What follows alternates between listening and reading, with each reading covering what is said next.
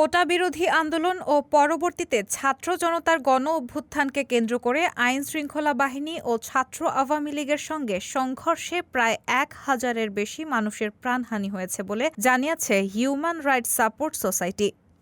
সোমবার দুপুরে জাতীয় প্রেস ক্লাবে হিউম্যান রাইটস সাপোর্ট সোসাইটি আয়োজিত ২৪-এর গণ অভ্যুত্থানে সংঘটিত হত্যাকাণ্ড ও মানবাধিকার লঙ্ঘন বিষয়ক সংবাদ সম্মেলনে এ তথ্য জানানো হয়েছে।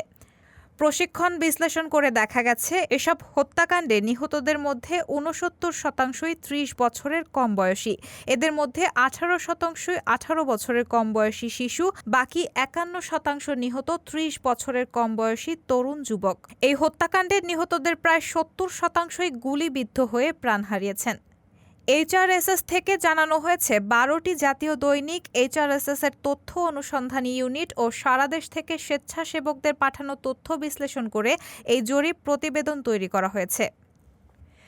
সংবাদ সম্মেলনে জরিপ প্রতিবেদন তুলে ধরেন সংগঠনটির গবেষণা কর্মকর্তা মোহাম্মদ সাইফুল ইসলাম। প্রতিবেদনে বলা হয়, বৈষম্য বিরোধী ছাত্র জনতার আন্দোলনকে কেন্দ্র করে ভিকটিমের পরিবার, প্রত্যক্ষদর্শী, হাসপাতাল ও জাতীয় দৈনিকগুলোর সূত্র থেকে আমরা ৮১৯ জনের মৃত্যুর তথ্য পেয়েছি।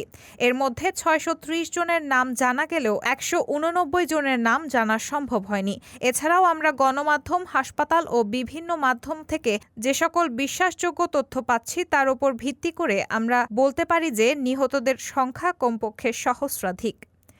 প্রতিবেদনে আরও বলা হয়, আমরা তথ্য পাওয়া ৮১৯ জনের মধ্যে ৪৭০ জনের বয়স সম্পর্কে নিশ্চিত হয়েছি। তাদের মধ্যে ১৮ বছরের কম বয়সী শিশু ৮৩ জন, তরুণ ও যুবক বয়সী ২৪০ জন, মধ্যবয়সী ১২৬ জন এবং বয়স্ক ব্যক্তি আছেন ২১ জন।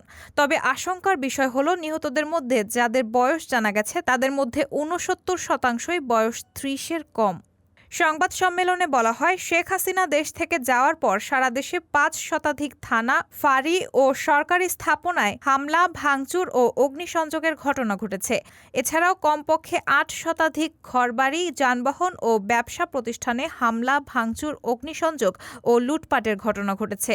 সংবাদ সম্মেলনে উপস্থিত ছিলেন হিউম্যান রাইটস সাপোর্ট সোসাইটির উপদেষ্টা ও আইন সালিশ কেন্দ্রের নির্বাহী পরিচালক নূর খান লিটন, সংগঠনটির ভাইস চেয়ারম্যান ও ঢাকা বিশ্ববিদ্যালয়ের অধ্যাপক সাইফ উদ্দিন আহমেদ, নির্বাহী পরিচালক ইজাজুল ইসলাম প্রমুখ।